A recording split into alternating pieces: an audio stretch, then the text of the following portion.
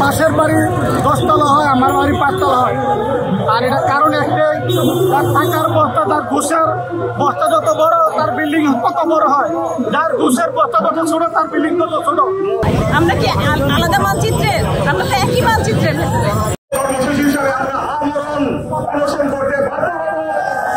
আমার বাড়ির গোলাম যদি আমাকে রেখে আমার ঘর আমার ইমারত কেমনে নির্মাণ করতে হবে এই সিদ্ধান্ত নেয়, সেটাকে আমরা মেনে নিব কোনোদিন? তাদের সুবিধার জন্য কেবলমাত্র এই নতুন নতুন আইনের প্রবর্তন ঘটানো হয়।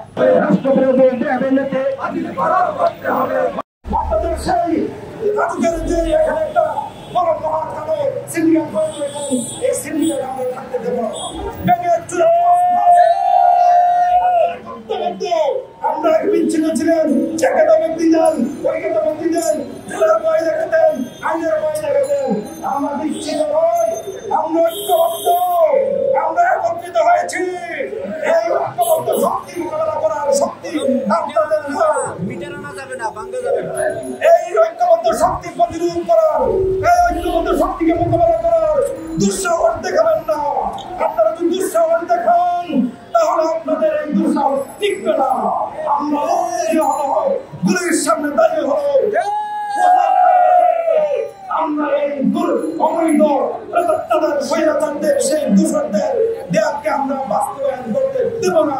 আমার তথ্যহীন ভাষায় ঘোষণা করে যারা কর্মসূচিতে এসেছেন আপনাদের সকলকে তথ্য সহ কেউ এখানে কোনো বাড়ির জায়গার মালিক থাকে, সে তার কোনো রাজনৈতিক পরিচয় থাকলেও সেই পরিচয়ের কথা আমরা এখানে কাউকে করতে চাই না। আমরা শুধুমাত্র এত বড় অফিসার হচ্ছে আমাদের বিরুদ্ধে, সেই অফিসারের কথা বলার জন্য আমরা শুরু থেকে অত্যন্ত প্রফেশনালি আমরা টেস্ট কনফারেন্সের মাধ্যমে 2024 সালে আমরা প্রথম অবগত করি। আপনারা নিশ্চয়ই সাক্ষী আছেন, সকল মিডিয়া আমাদের সেই টেস্ট কনফারেন্স প্রচার করেছিল। হাসিনার গোপালী জামাই চিফ টাউন প্ল্যানার আশরাফকে এখান থেকে বের করতে হবে।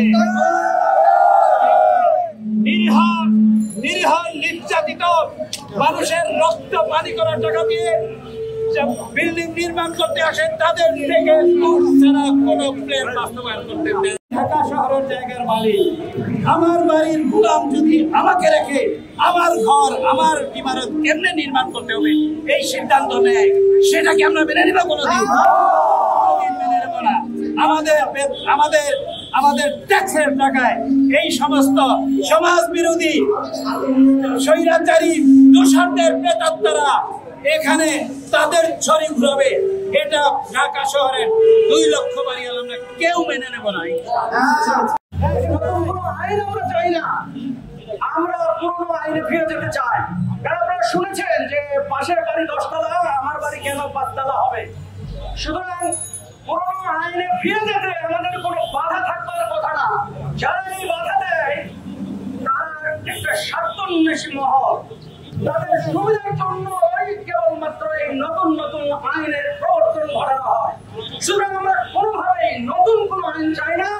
আমরা 2008 সালের যে আইন ছিল সেই আইনে ফিরে যেতে চাই। তা না হলে আগামীতে রাজককে অচল করে দেওয়ার জন্য যে সকল পদক্ষেপ নেওয়া প্রয়োজন আজকের এই কর্মসূচি থেকে আমরা ঘোষণা করতে চাই। আগামী দিনে অবশ্যই আমরা এমন কঠোর কর্মসূচি গ্রহণ করতে বাধ্য হব যে রাজকের সমস্ত অনৈতিক কর্মকাণ্ড বাতিল করে আমরা সমস্ত কর্মকাণ্ড বাতিল ঘোষণা করতে বদ্ধপরিকর হয়ে কঠোর কর্মসূচি হিসেবে আমরা আন্দোলন অনশন করতে বাধ্য হব এবং আইন জনতাকে নিয়ে এই রাজক অফিস আমরা বন্ধ করে দিতে বাধ্য হব। আপনারা কি আমাদের সাথে আছেন? ইনশাআল্লাহ এরপরে আমাদের আন্দোলন আরো কঠোর থেকে কঠোর হবে। কিছুক্ষণ আগেই বললাম যে কয়েকটা এলাকাকে, যে এলাকাগুলোকে তারা ফার বা হাই দিচ্ছে, এই এলাকাগুলো কিন্তু আসলে রিচ এলাকা। বাংলাদেশের ঢাকা শহরের মধ্যে রিচ এলাকা বলতে এগুলোকেই বোঝায়, যেটা হচ্ছে ধানমন্ডি, গুলশান, বনানী, বাড়িধারা, রিওচেস। এগুলোতে যদি দেওয়া যায় আমাদের কেন নয়? আমরা কি আলাদা মানচিত্রের? আমরা তো একই মানচিত্রের ভেতরে। তাহলে আপনার তারা দিচ্ছে, আমরা কর দিচ্ছি, আমরা সবকিছুতেই তাদের মতো করেই দিচ্ছি। কেন তাহলে আমাদের সাথে এই বৈষম্যটা? এইটা কিছু কিছু কিছু কিছু মহল তারা হয়তো বা কোনো আর্থিক বিনিময়ের মাধ্যমে তাদের স্বার্থ হাসিলের জন্য এটা করছে, এটা আমাদের ধারণা। যদিও আমাদের কাছে সুনির্দিষ্ট কোনো প্রমাণ নেই, তবে আমাদের বাংলাদেশের ইতিহাসে যেটা বলে বিভিন্ন ঘুষের মাধ্যমে এই কাজগুলো সংগঠিত হয়। অবশ্যই তারা ঘুষ নিয়েই এই কাজগুলো করছে, তারা বড় কোনো আর্থিক লেনদেনের মাধ্যমে এই কাজগুলো করছে। এখানে কোনো তারা সিদ্ধান্ত নিতে পারেন খুবই ভালো, আর না হলে আমাদের কার্যক্রম আমাদের চলমান থাকবে। স্টেপ বাই স্টেপ আমাদের আন্দোলন আরো বেগবান হবে। Thank you. আমাদের দাবি যে আমরা বৈষম্য শিকার, আমরা যারা ল্যান্ড ওনার আমরা বৈষম্য শিকার। কারণ পাশের বাড়ি 10 তলা হয়, আমার বাড়ি 5 তলা হয়। আর এটা কারণ একটাই, তার টাকার বস্তা, তার ঘুষের বস্তা যত বড় তার বিল্ডিং তত বড় হয়। যার ঘুষের বস্তা যত ছোট তার বিল্ডিং তত ছোট। যার ঘুষ নাই তার বিল্ডিং পাশও নাই। তাই আমরা বলতে চাচ্ছি যে এইখানে রাজুকের প্রত্যেকটা ইটের কোনায় কোনায় বসে আছে সে সরকারের সরকারের দোষণ। আর তার অন্যতম হয়েছে তার গোপালগঞ্জের গোপালীর জামাই আশরাফুল। সে আশরাফুলের যত কল কাটিয়ে গেছে প্লেনার, তিনি এখানে বসে বসে তার বিভিন্ন দূষণকে দিয়ে শত শত কোটি টাকা এখানে আত্মসাৎ করতেছে। বিভিন্ন ফাইল আটকিয়ে ক্রিমিনাল দিয়ে লেনদেন করে, সেভাবে হচ্ছে। তাই আমরা এই বৈষম্য বিরোধী কালো আইন, যেটা 2018 সালে যে আইন হয়েছে, সে 2018 সালে যে কালো আইন হয়েছে, এই কালো আইনে দ্বারা করছে ওই সৌরশাসক পুরা 14 কোটি পলাতক। যে সৌরশাসক এই দেশ থেকে প্রতিটা সৌরশাসক পালিয়ে যায়, তার আইন কিভাবে বেঁচে থাকে, এটা আমাদের প্রশ্ন। কারণ আমরা এখন যে